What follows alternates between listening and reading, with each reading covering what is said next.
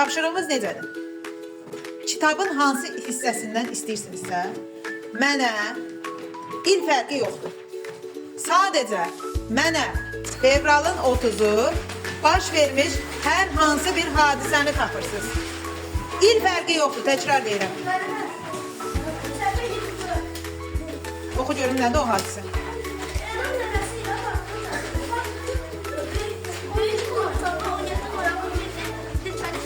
Mən nə dedim? Mən hansı tarix dedim? Mən fevralın 30'u dedim. Görüm kim daha diqqətlidir, kim seçer?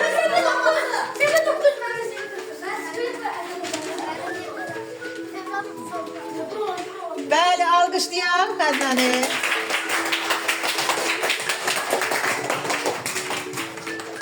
Biz təqvim keçmişik.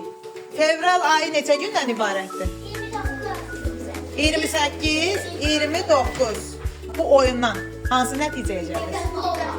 Diqqətli olmaq, sonra verilən sualı sonuna qədər dinləmək, əzbər bilmək. Bunlardan əlavə, burada eyni zamanda bir həyatı dərsimiz də var.